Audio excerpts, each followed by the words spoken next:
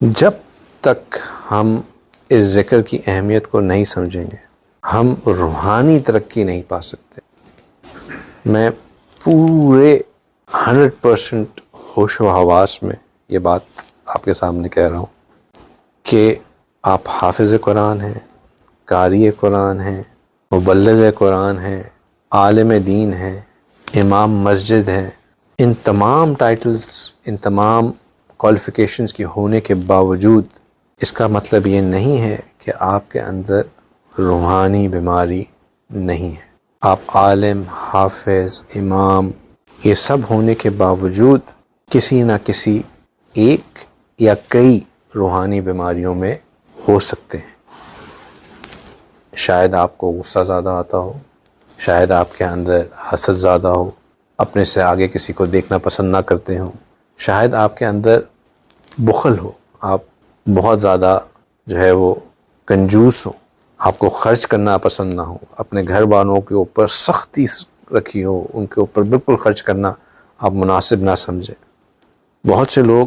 اس دھوکے میں رہتے ہیں کہ میں بخیل نہیں ہوں، کیونکہ وہ یہ سمجھتے ہیں کہ میں تو فلاں کو بھی پیسے دیتا ہوں، یہاں بھی پیسے دیتا ہوں،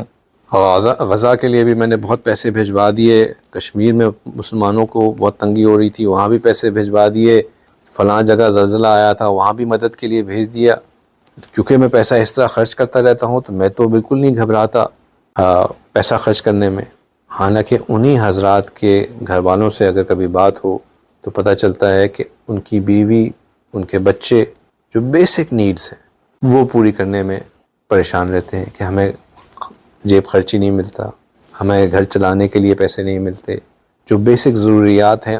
ان پہ خرچ کرنے کے لیے ہر دفعہ ڈسکشن جو ہے وہ ایسی بن جاتی ہے کہ جیسے یونائٹڈ نیشنز کا کوئی سیشن ہو جس میں ایک ریزولوشن پاس کرانا عذاب ہو، اور اس کو احساس نہیں ہوگا،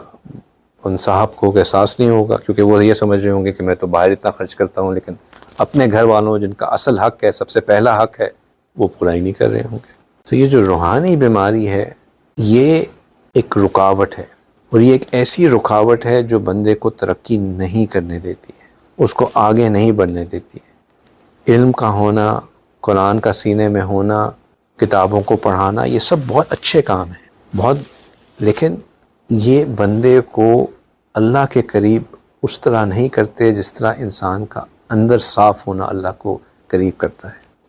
اللہ سبحانہ تعالیٰ ہمارے قلوب کی حالت کو دیکھتے ہیں کہ ہماری قلبی حالت کیا ہے، اور قلبی حالت کو درست کرنے کے لیے ذکر کثیر بہت بہت بہت اہم ہے۔ جب تک اللہ کی محبت کی وہ شمع جو دل میں جلنی چاہیے نہیں جلے گی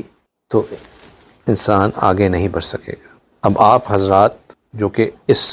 سلسلے میں آتے ہی اپنے روحانی ترقی کے لیے ہیں، یہ کوئی مدرسہ تو نہیں ہے کہ میں آپ کو کتابیں پڑھا رہا ہوں، نہ ہی یہ کوئی قرآن و تجوید کی کام ہے کہ میں آپ کو حفظ کروا رہا ہوں۔ یہاں آنے کا تو مقصد، اس سلسلے میں جڑنے کا مقصد، حضرت جی سے بیعت کا مقصد ایک ہی مقصد ہے کہ اپنی دل کی اصلاح کرنا، اپنے قلب کو ایسا بنانا کہ اس میں اللہ کی محبت ہر دوسری محبت کے اوپر غالب آ جائے۔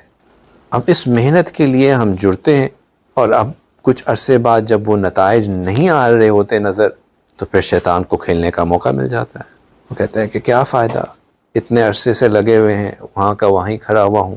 مجھے تو کوئی فائدہ ہو ہی نہیں رہا، میں تو بدلتا ہی نہیں ہوں، جیسا تھا ویسا ہی رہ گیا، میں نے کیا پایا، کہیں اور چلا جاتا، سالوں سے بیٹھا ہوا ہوں، 6 سال کہیں پڑھ لیا تھا تو کم از کم عالم کا ٹائٹل تو لگ جاتا۔ ہم یہ بات نہیں ایکنالج کرتے کہ بھیا جس چیز پہ میں نے محنت کرنی تھی وہ تو میں کر نہیں رہا۔ صرف سال تو نہیں کاؤنٹ کرنا ہے نا کہ کتنا عرصہ، ایک جم کی آپ 10 سال ممبرشپ لے کے رکھیں اور وہاں سے جم میں جا کے صوفے پہ بیٹھ کے واپس آ جایا کریں تو آپ فٹ تو نہیں ہوں گے، موٹے ضرور ہو جائیں گے۔ یہ اب پھر جم کے اوپر بلیم کر دیں کہ 10 سال میں جم گیا اور میں نے تو صرف ویٹ گین کیا، تو اس میں جم کا تو کوئی قصور نہیں۔ اس جم کو جوائن کرنے کے بعد جو ایکسرسائز کرنی تھی، جو محنت کرنی تھی، جو پسینے بہانے تھے، وہ تو کیے ہی نہیں۔ اور اس سے پہلے کہ کوئی سوال کرے کہ مراقبہ کرنے سے پسینے آتے، نہیں، پسینے نہیں آتے، پسینے بہانا صرف ایک ایگزامپل کے طور پہ۔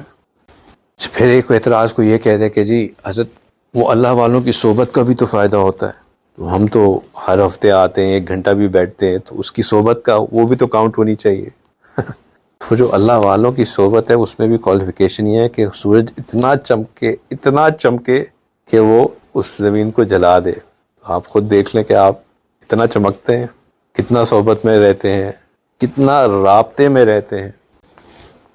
3 ہفتے ہماری سیشنز نہیں ہوئے، کتنے حضرات ہیں جو رابطے میں رہے، کتنے حضرات ہیں جنہوں نے سلام دعا کی، خیر خبر پوچھی، کتنے حضرات ہیں جنہوں نے اپنے حالات بتائے. تو صحبت کوئی ایک چیز تو کرے نا بندہ،